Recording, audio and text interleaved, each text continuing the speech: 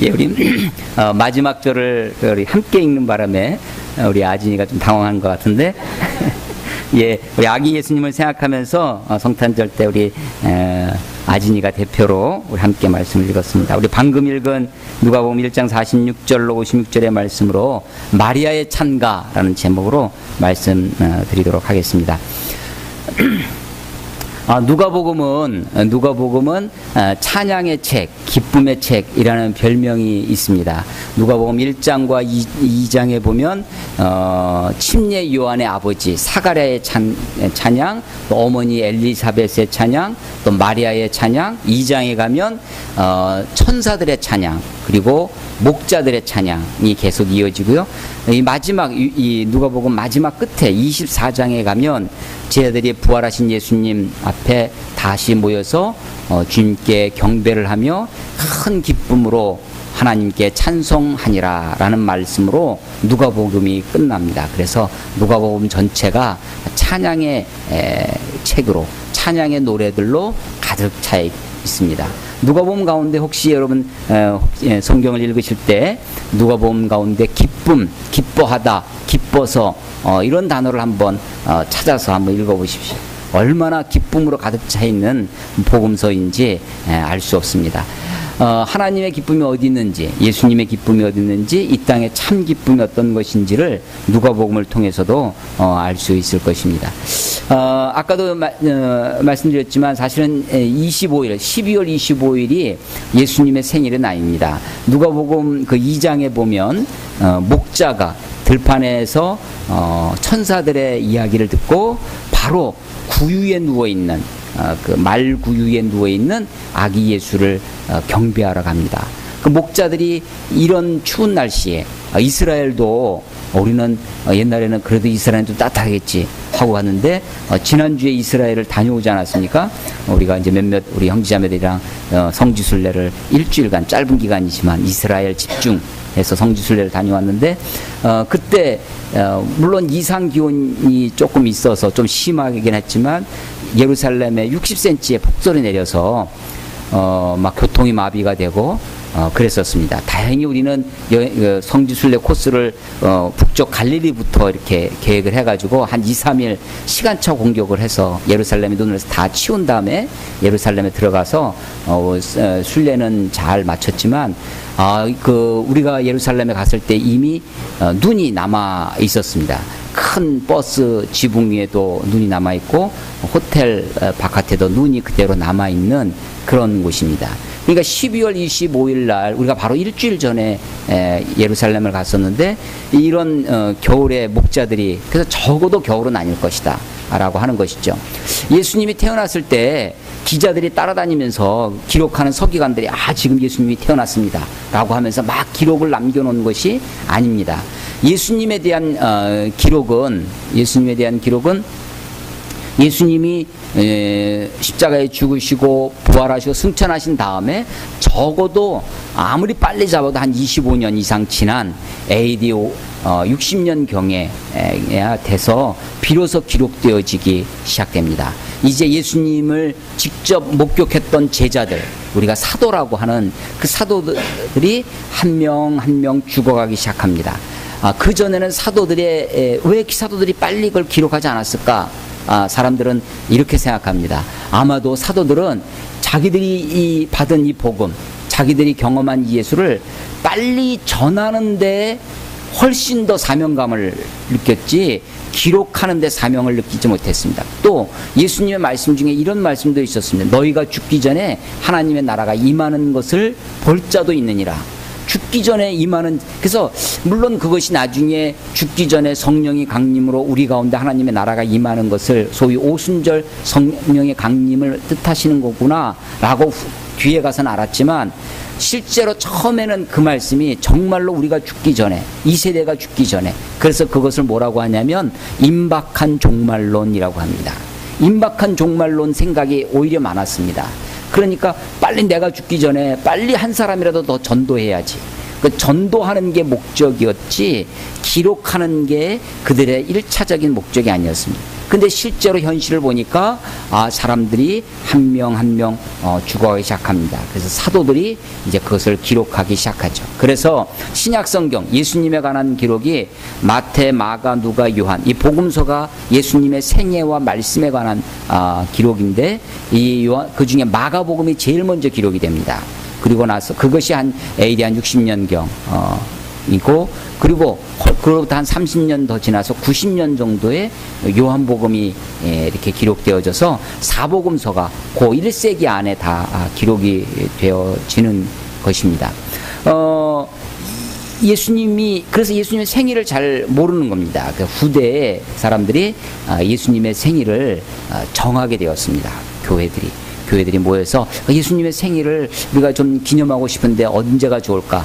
교회가 모여서 의논을 했는데 예수님이 이 땅에 세상에 빛으로 오신 예수님을 기념을 했으면 좋겠다.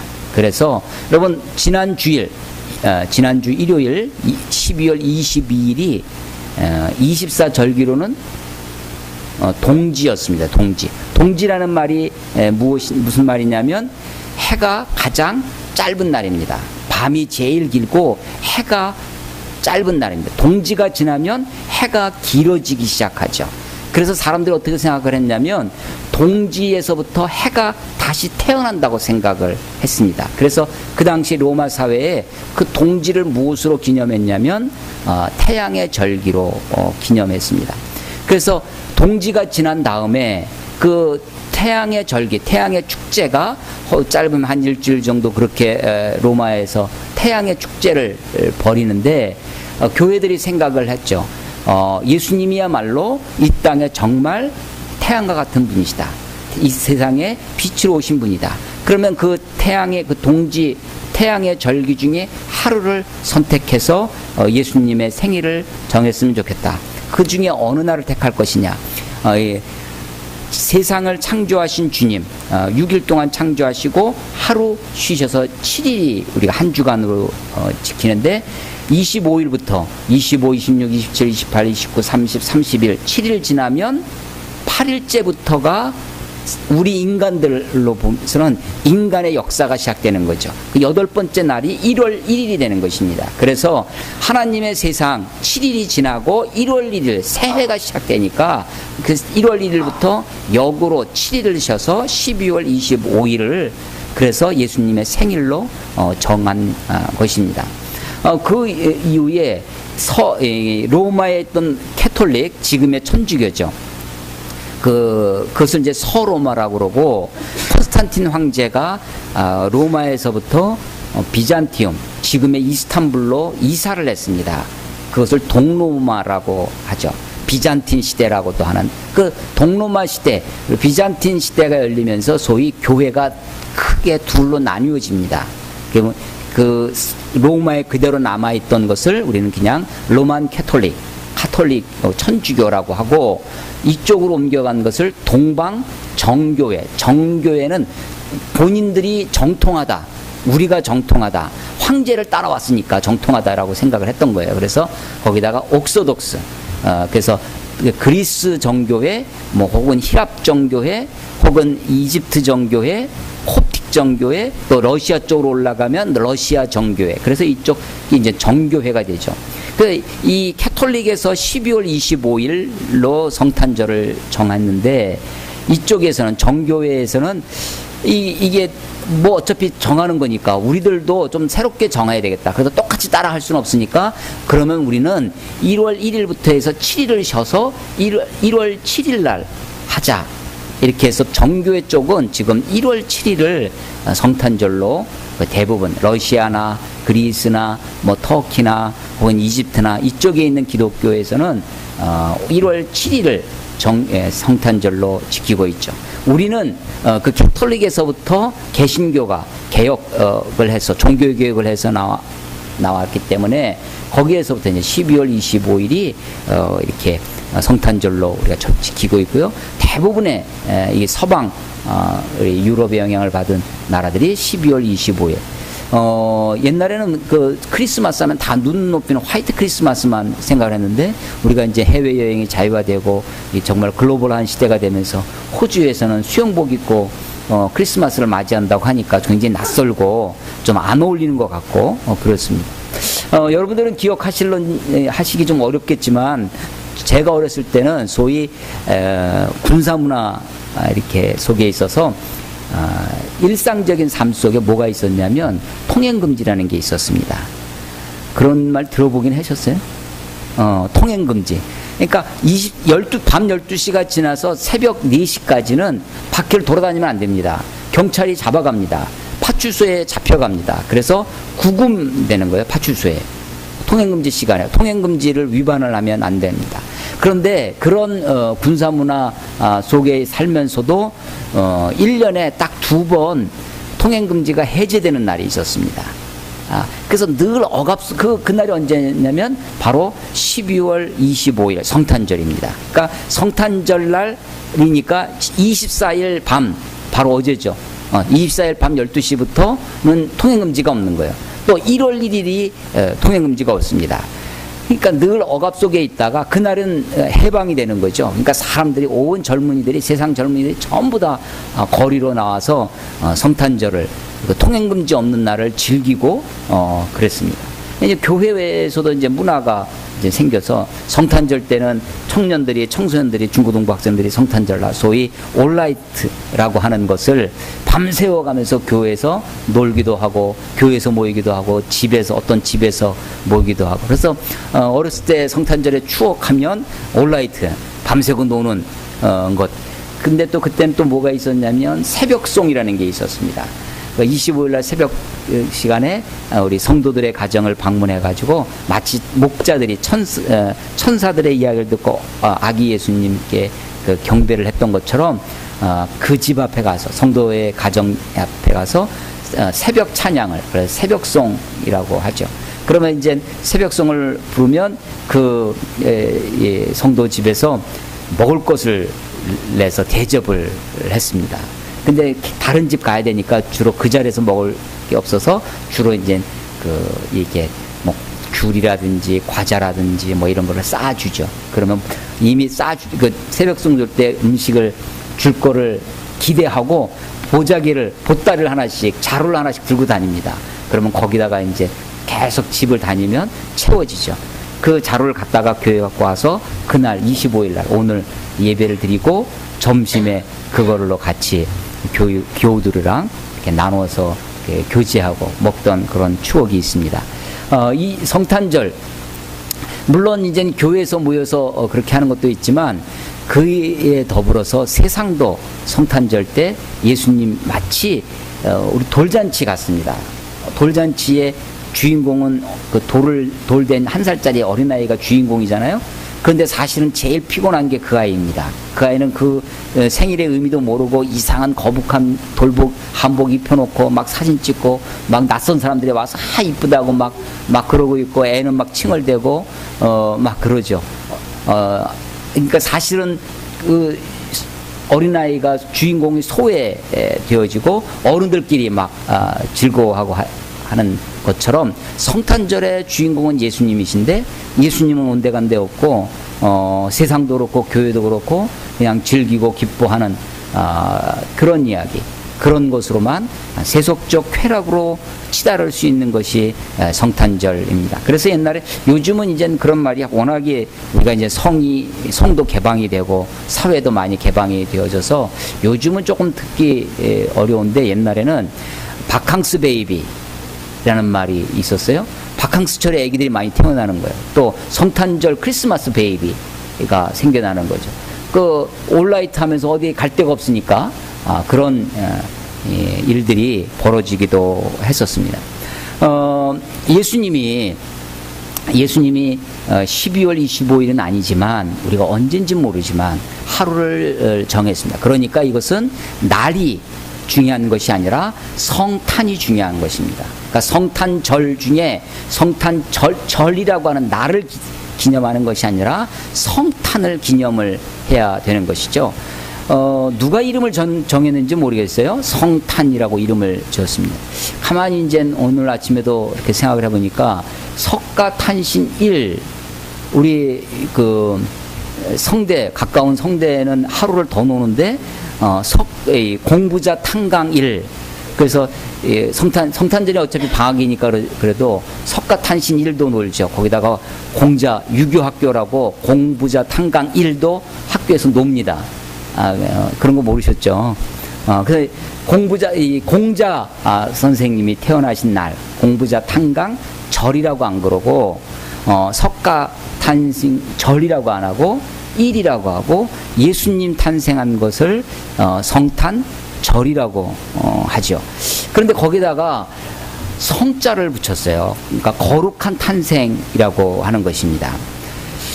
성탄절, 우리나라가 아주 특별한 나라입니다. 가까운 일본은 성탄절이 휴일이 아닙니다. 12월 25일 똑같이 출근합니다. 근데 우리나라는 옛날부터 초기서부터, 언제부터인지 제가 찾아보지 못했지만 이 12월 25일이 공휴일로 있었습니다. 그러다가 보니까 이제 그 불교 분들이 항의가 들어오는 거죠. 왜 우리 성탄절만 휴일이냐. 그 덕분에 우리는 하루 더 쉬게 돼서 석가탄신 일도 하루 이제 쉬게 됐습니다. 그러면 세계 어느 나라에 석탄일도 그렇고 성탄절도 그렇고 동시에 국경일로 쉬는 나라는 우리나라밖에 없습니다. 이게요, 우리나라의 아주 특별한 나라입니다. 종교적인 열심이 기독교도 대단해요. 불교도 대단합니다. 캐톨릭도 대단해요. 그런데 이 종교적 열심이 같이 있으면서도 종교적 분쟁이 없는 나라가 우리나라입니다. 이게요, 아주 특별한 국민성이 있습니다. 이렇게 종교성이 있는 나라들은 대부분 종교적 갈등이 있습니다. 종교 전쟁처럼 무서운 게 없거든요. 종교 전쟁이 왜 무섭냐면, 종교 전쟁은요, 하나님의 이름, 하나님의 뜻을 걸고 싸웁니다. 끝까지 싸웁니다.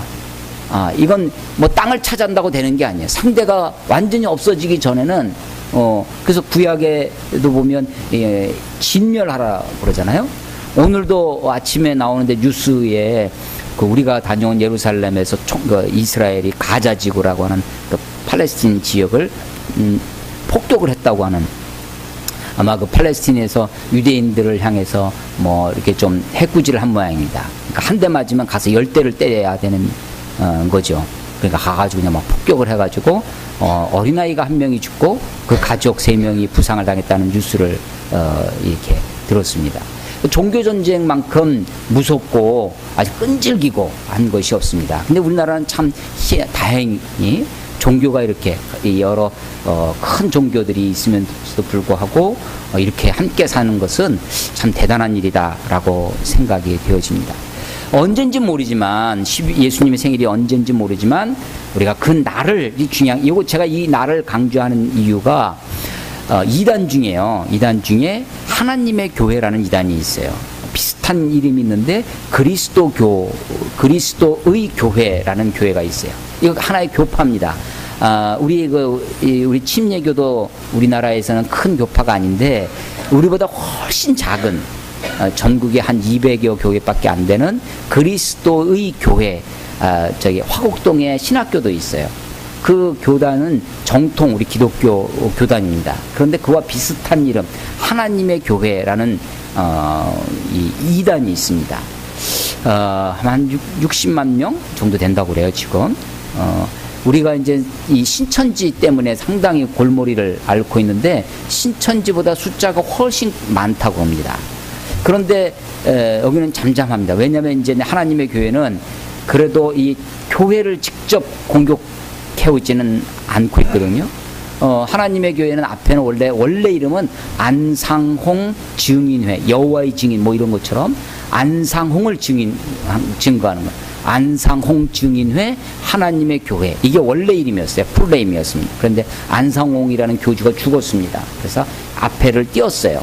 앞에 이름을 띄고 그냥 하나님의 교회라고 하는 이단이 있습니다. 거기서 아주 잘 쓰는 전도법이 있는데, 그게 뭐였냐면 이 교인들을 또 어설픈 교회에 대한 지식이 있는 사람들을 전도하는 방법입니다. 설문지 전도법이라고 하는데 설문지를 돌립니다. 그 설문지의 내용 중에 잘 나오는 것이 뭐냐면 기독교가 교회에서 12월 25일을 성탄절이라고 하는데 이것은 로마의 태양을 섬기는 우상의 날입니다. 기독교가 썬데이, 주일이잖아요. 이게 썬데이라고 하는 태양을 섬기는 우상의 속에 있습니다. 이 사실을 알고 있었습니까? 나는 처음 듣는 이야기거든요. 아니요? 그러면 제대로 된 걸 배워야 된다. 그래서 이 하나님의 교회가 안식일 교회에서 파생된 이단이에요. 그러니까 토요일을 지키는 거죠. 토요일을 쉬는 겁니다. 안식일. 그래서 주일을 지키는 이런 기성교회, 우리 보통 이런 교회들을 다 잘못된 교회로 하고 자기들만 구원이 있다라고 하는 이단이 하나님의 교회입니다. 여러분, 날이 중요한 것이 아니라, 요일이 중요한 것이 아니라 12월이냐 1월이냐 8월이냐 이게 중요한 것이 아니라 성탄이라고 하는 그 의미가 중요한 것이다. 여러분, 성탄, 거룩한 탄생이라는 것입니다. 거룩하다고 하는 것은 히브리 말로 카도시라고 합니다. 카도시. 뭐라고 한다고요? 카도시. 이건요, 히브리 말로 무슨 뜻이냐면 구별하다는 뜻입니다. 구별하다. 누가 거룩하냐면 하나님이 거룩하십니다. 하나님이 거룩하시죠. 하나님은 사람과, 아니 세상의 모든 피조물들과 구별되시는 분이십니다. 구별하다는 것은 A와 B를 나누는 것이죠. 나누는 겁니다. 하나님은 인간이 아무리 뛰어나도 하나님처럼 될 수는 없습니다. 하나님일 수는 없는 거죠. 피조물인 우리가 아무리 잘나고 아무리 똑똑하고 아무리 능력이 있어도 하나님일 수는 없습니다. 기독교는요, 기독교의 특징이 뭐냐면 인간은 인간이다라고 말하는 거예요. 그런데 다른 종교 가만히 보십시오. 우리나라에서 나온 아주 휴머니즘의 극치가 뭐냐면, 이 철학적으로 보면 아주, 우리나라에서 그런 철학이 나왔다는 게 대단한 건데, 인내천 사상 들어보셨어요? 인내천이 이 개천을 얘기하는 것이 아니라, 사람이 내 곧 하늘이다. 인내천, 동학사상입니다. 동학이라는 말은 서학의 반대죠. 서양에서 들어온 기독교, 천주교, 그때는 천주교가 먼저 들어왔었는데, 그런 기독교 야소교라고 했습니다. 예수님을 한자로 써서 야소라고 했습니다. 예수를 한문으로 옮긴 게 야소입니다. 그래서 야소교에 비해서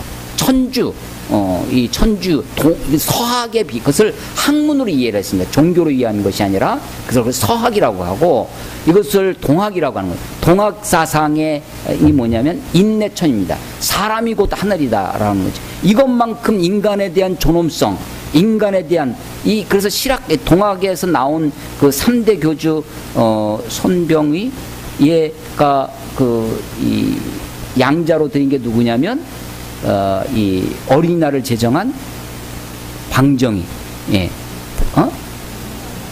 방정아, 이게 이름도, 네. 그래서 이 어린이날 그것이 바로 동학에서 나옵니다. 동학에서. 그러니까 사람이 곧 하늘인데, 사람이 곧 하늘이라면 이 어린아이만큼 소중한 것이 없죠. 철학으로 따지면 굉장히 귀한 가치입니다. 그런데 기독교는 그렇게 얘기를 하지 않습니다. 불교도 심즉 불이다. 사람의 마음이 곧 부처가 된다. 그래서 부처에서 우리는 인사할 때 뭐라고 인사하죠? 우리 기독교인들이 인사할 때는 샬롬, 할렐루야 이렇게 인사를 하는데, 불교에서는 뭐라고 인사를 하냐면 성불하십시오. 뭐라는 거예요? 성불하라는 게. 부처가 되라는 것입니다. 부처가 되라는 것. 그러니까 도를 닦으면 부처가 될 수 있다. 인간이 곧 부처다. 심즉불에 그것을 깨달아야 된다. 라고 하는 거죠. 그런데 기독교는요, 인간은 아무리 해도 하나님이 될 수 없다. 인간은 아무리 해도 인간은 죄인일 뿐이다. 라고 가리키는 것이 그게 기독교입니다. 자, 성탄, 거룩한 탄생이라고 했는데, 거룩이 뭐라고요? 히브리어로 카도시다. 카도시는 구별하다라는 것입니다. 하나님은 거룩하신 분이야. 하나님은 인간과 하나님은 구별되신 분입니다. 인간이 아무리 뛰어나도 하나님일 수 없습니다. 그런데 인간은 이 구별을 없애려고 합니다. 그 방법 중에 하나가 뭐냐면 인간을 하나님처럼 만드는 것입니다. 그게 뭐예요? 신격화죠. 그래서 조금 권력 있는 사람은, 왕들은, 로마의 황제들이 그랬죠. 중국의 황제들이 다 자기를 신격화합니다. 신격화하고 현대에 와서도 공산주의, 레닌이라든지 스탈린이라든지 이런 사람들이 소위 신격화를 하는 것입니다. 그래서 자기를, 인간을 신으로 옮겨서 높여서 그 간격을, 그 구별을 없애려고 하는 것입니다. 또 다른 방법이 하나 있는데, 그 구별을 없애는 방법이 인간을 높이는 방법도 있지만 신을 낮추는 방법입니다. 이게 대표적인 것이 그리스 로마 신화입니다. 그리스 로마 신화에 나오는 신들도 많죠. 많은데 그 신들이 우리 인간들이 가지는 질투, 미움, 사랑, 인간들이 하는 실수, 잘못, 욕심, 이런 것들이 신에게 다 나타납니다. 그러니까 인간의 심성을 그 신들에게 투영을 하는 거죠. 그 신화의 세계에 얘기하지만 사실은 보면 우리 인간들의 모습입니다. 그래서 신과 절대자와 하나님과 인간 사이의 간격을 없애려고 합니다. 신격화의 모습을 통해서 혹은 인간화의 모습을 통해서 그렇게 하려고 하는 거죠. 좀 차이는 있지만 좀 어리석고 우스운 방법도 하나 있습니다. 그것은 뭐냐면 인간들 사이에도 간격을 두는 것입니다. 구별을, 그 이스라엘 사람들이 범하는, 유대인들이 범하는 실수 중에 하나가 카도시를 적용을 합니다. 거룩하다. 하나님이 거룩하고 하나님을 위해서 구별된 것이 거룩하다. 하나님이 구별하신 것이 거룩하다. 우리들은 거룩한 백성이다. 선택된 하나님의 백성이다.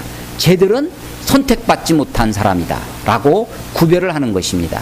그래서 유대인들은 이방인들을, 유대인 아닌 사람들을 차별합니다. 이것은 구별이 아닙니다. 그래서 팔레스틴을 향해서 그렇게 어차피 지옥에 땔감으로 쓸 사람들이니까 지금 내가 총 한 방 쏴서 죽이나 뭐 폭탄을 투여하나 그것은 뭐 동일하다는 거죠. 어떤 죄의식이나 어떤 그런 것들이 없어지는 것입니다. 로마인들은, 그리스 사람들은 그 야만인들을 구별했습니다. 어쩌면 우리도 이런 차별이 있을 수 있습니다. 남자가 여자를 차별할 수도 있고요. 경상도 사람들이 전라도 사람들을 차별할 수 있고, 전라도 사람들이 경상도 사람들을 차별할 수 있습니다. 부자가 가난한 사람들을 차별하는 거죠. 이것은 구별하고 다릅니다. 사람들은 그렇게 신화적으로 신격화를 한다든지 혹은 신을 내리든지 방법도 있지만 그것이 인간의 삶 속에 그렇게 나타나고 있는 거죠. 성탄은 거룩한 탄생, 성탄 절을 지키려고 하는 것이 아니라, 그렇죠. 교회가 절을 지키면 안 되겠죠. 날이 중요한 것이 아니라 성탄이라고 하는 그 의미가 중요하다라고 하는 것입니다. 그리고 선교학을 배울 때, 신학교의 선교학을 배울 때 선교가 뭐냐? 선교는 문화가 다른 타문화권에 가서 전도를 하는 행위를 선교라고 그렇게 정의를 합니다. 그렇게 보면 예수님이야말로 하늘의 문화에서부터 이 땅의 문화로 오신 예수님이야말로 진정한 선교사다라고 얘기해요. 하늘 문화와 이 땅의 문화의 차이가 얼마나 크겠습니까? 우리는 문화가 좀 다르면 그 다른 문화권에 들어가면 소위 문화의 차이 때문에 생겨나는 문화 충격, 컬처 샥이 있습니다. 그런 문화 충격이 있는데 문화가 차이가 심하면 심할수록 충격은 더 크겠죠. 예수님은 하늘의 그 문화에서부터 이 땅의 낮고 천한 세속의 문화로 오신 분입니다. 예수님이 이 땅에 오신 그것은 우리가 뭐 다른 나라로 가서 복음을 전하러 선교사로 가는 그런 문화적인 충격보다 훨씬 큰 고통을, 그래서 예수님이 이 땅에 오신 그것을 우리는 인카네이션이라고 합니다. 성육신이라고 하죠. 사람의 모습으로, 사람의 몸으로 오시는 것입니다. 오늘 우리가 마리아의 찬가를 오늘 설교의 본문으로 잡았는데, 마리아는 우리가 알다시피 예수님의 어머니입니다. 예수님의 어머니의 고향이 원래 나사렛이었습니다. 우리가 첫날 오후에 이스라엘 성지 순례를 가서 나사렛에 들렸습니다. 나사렛에 가니까 큰 교회가 현대 19세기, 20세기 들어와서 새로 지은 건물입니다. 예수님의 이 탄생을 천사가, 가브리엘 천사가 기쁜 소식을 전해주는 천사장 가브리엘이 마리아에게 와서 수태고지한, 수태, 임신을 태아를 가졌다, 받았다, 수태를 한 것을 알려주는 수태고지를 기념해서 마리아의 수태고지 교회가 있습니다.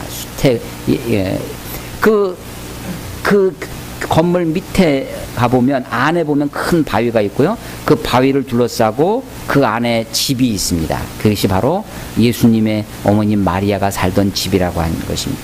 바깥에 보면 좀 더 관광객들이, 순례객들이 더 자세히 볼 수 있도록 지하 동굴을 이렇게 밖에서 볼 수 있도록, 그래서 그게 1세기에 그 팔레스틴에 살던, 가나안에서 살던 사람들의 생활 양식, 동굴에서 사는 거죠. 거기에 이제 문패가 발견됐다는 겁니다.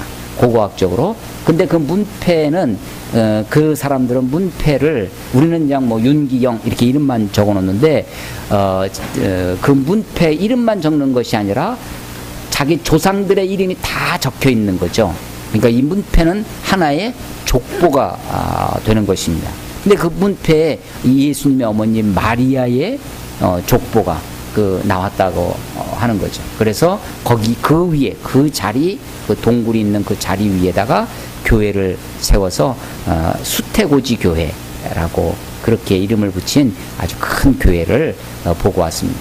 그 예수님의 어머님 마리아가 동정녀, 남자를 알지 못하고 동침하지 않고 아이를 낳았다, 성령으로 잉태하사, 그것을 기념하기 위해서, 그 뜻을 기리기 위해서 교회가 굉장히 큰데 안에 들어가면 천장이 이렇게 채광이 되고 천장을 볼 수 있습니다. 천장이 팔각형으로 되어 있는데 마치 수선화 모양으로, 한 수선화 모양으로 천장이 아주 멋지게 그렇게 장식되어 있는 모습을 보고 왔습니다. 예수님의 어머니 마리아가 천사의 고지를 들었습니다. 네가 아들을 낳을 것이다. 이건 청천벽력입니다. 유대인들은 처녀가 임신을 하면 부정하게 생각을 해서 돌로 맞아 죽을 수 있는 것입니다. 지금도 아랍 세계 이슬람 문화권에서는 소위 명예살인이라는 것이 있습니다. 자기 딸이, 자기 누이가, 여동생이 그런 부정한 일을 저지르면 우리 가문의 명예를 위해서, 명예를 지키기 위해서 자기 딸을 죽입니다.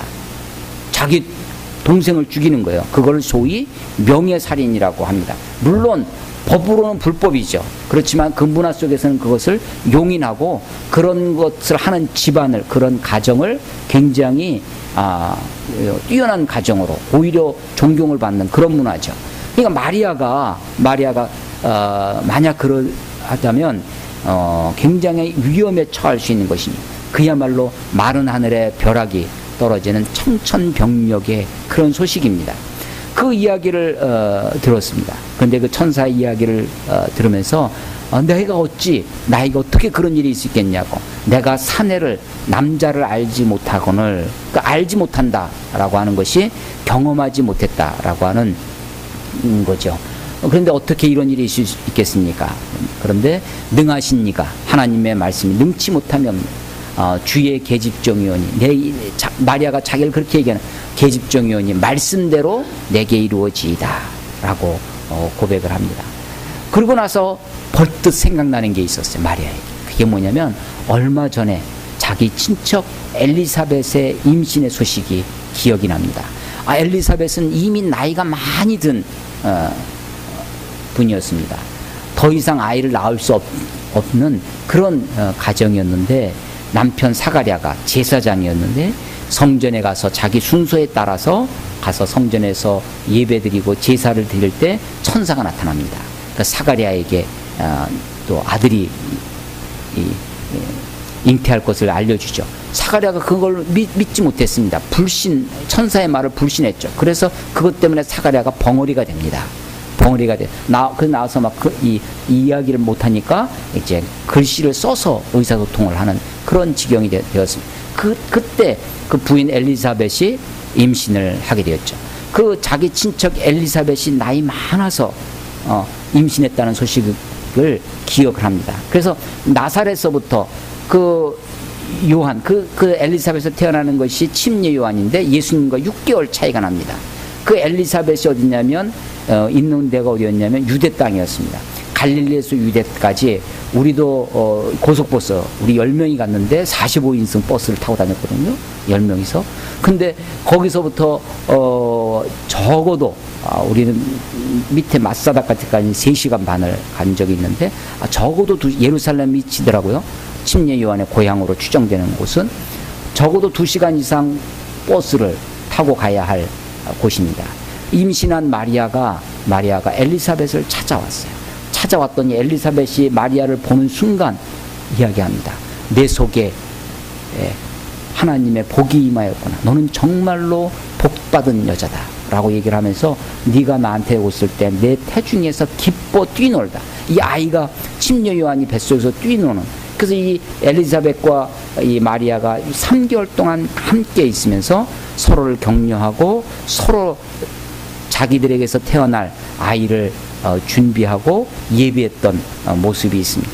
그때 이 엘리사벳이 그 아기 예수, 태중에 있는 아기 예수, 임신한 마리아를 보고 찬양을 합니다. 그 찬양의 답가로 오늘 이 마리아 찬가, 오늘 본문이 있는 것입니다. 마리아는 이렇게 시작합니다. 내 영혼이 주를 찬양하며 내 마음이 하나님 내 구주를 기뻐하였음은 그의 여정의 비천함을 돌보셨습니다. 내 영혼이 정말 주님을 찬양합니다. 내 마음이 구주를 정말 기뻐하는데 왜냐하면 이라는 말이 빠져 있어요. 왜냐하면 우리 주님이 여종을, 당신의 여종의 비천함을 돌아보셨기 때문에. 여러분, 사람은 하나님 앞에 비추어 때 우리는 다 정말 비천한 자들입니다. 낮고 천한 존재들입니다.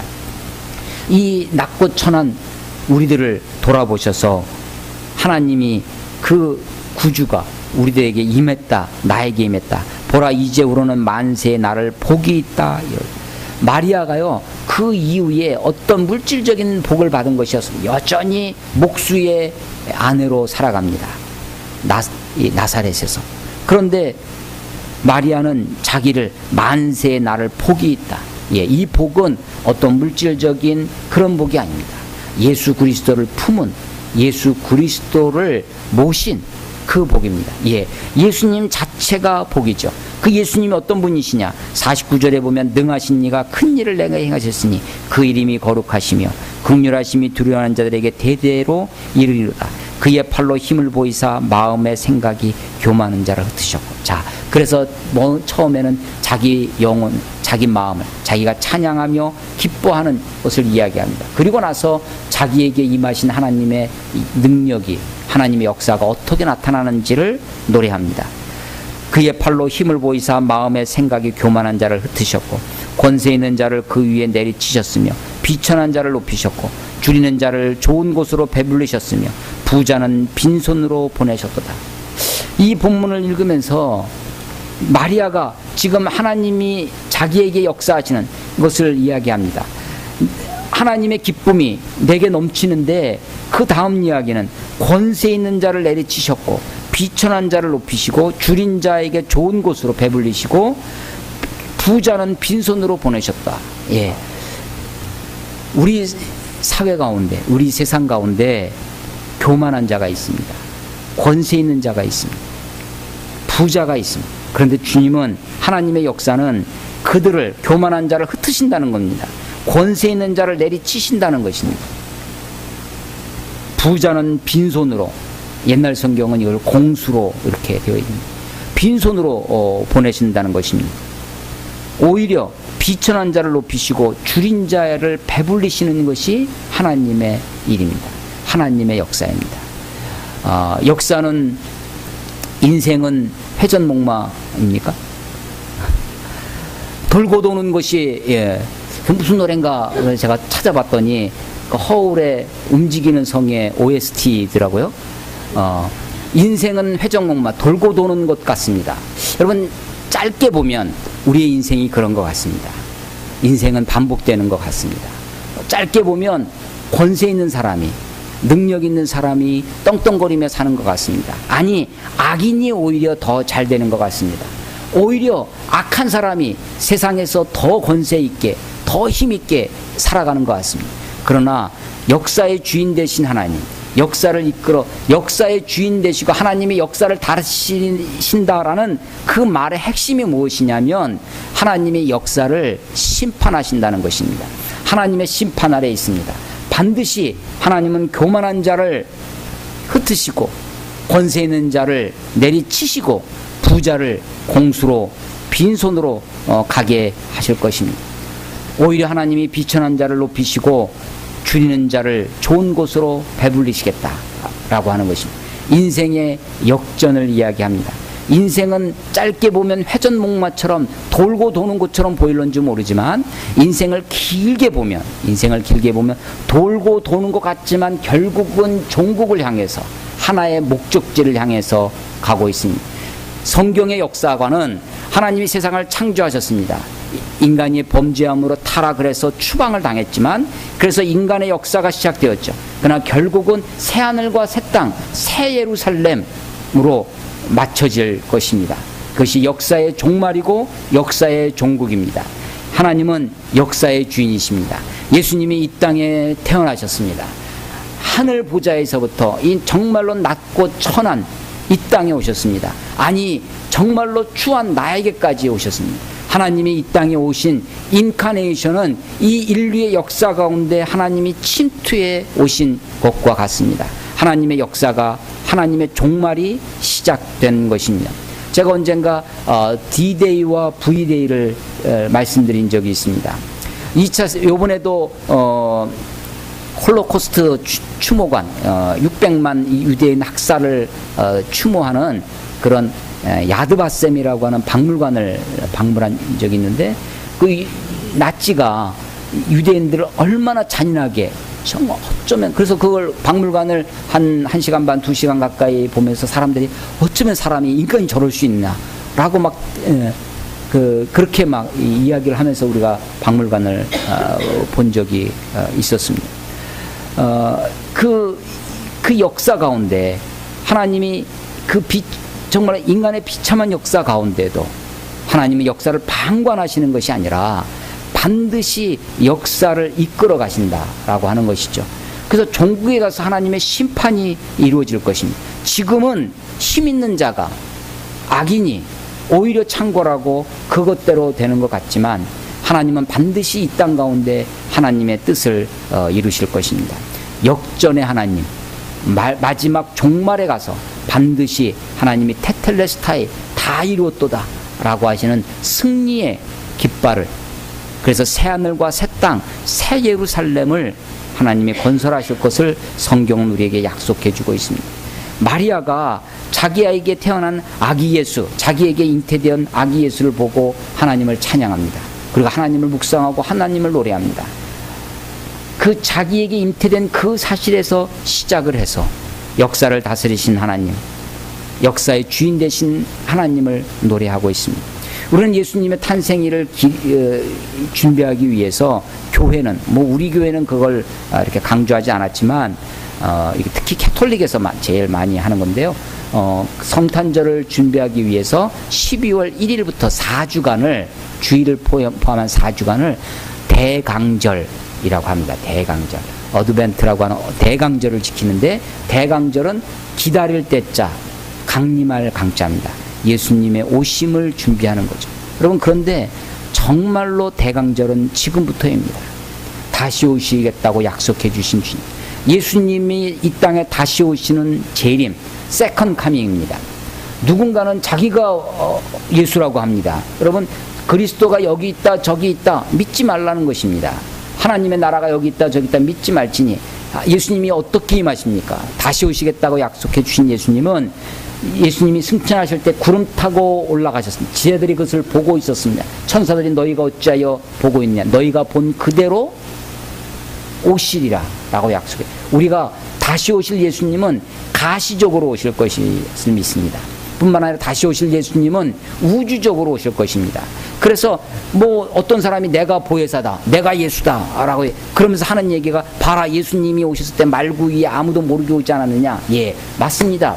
초림 예수님은 그렇게 오셨습니다.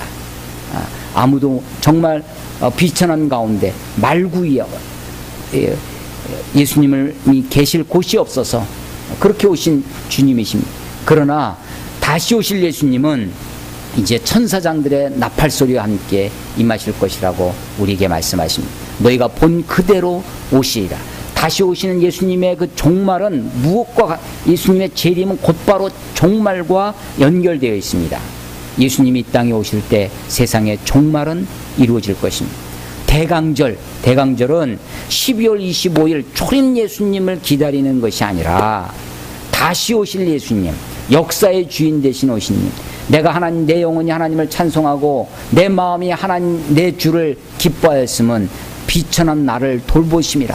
이 비천한 나를 돌보셔서 역사가 세상이 악인이 창궐하고 오히려 악이 승리하는 것처럼 보여도 반드시 역사의 주인 되신 하나님이 이 땅 가운데 하나님의 나라를 이루시고 이 땅 가운데 온전한 정말로 새하늘과 새 땅, 새 예루살렘을 이루실 것을 우리가 믿고 마리아의 찬가처럼 그렇게 찬양하며 그렇게 기도하며 다시 오실 예수님을 준비하는 것이야말로 진정한 대강절이다라고 생각되어집니다. 마리아의 고백처럼 아브라함과 그 자손에게 영원히 그의 말씀을 이루시겠다라고 노래하는 것처럼 하나님의 말씀이 이루어질 것을 소망하며 주님을 예비하는, 주님을 기다리시는 그런 우리 모든 성도님들 다 되시기를 주의 이름으로 축원합니다. 기도하겠습니다.